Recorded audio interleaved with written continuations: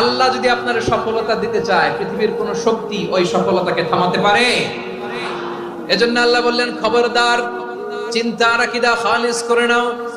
ওয়া ইয়ামসাসকাল্লাহু বিদুররিন ফালা কাশিফা লাহু ইল্লা হু।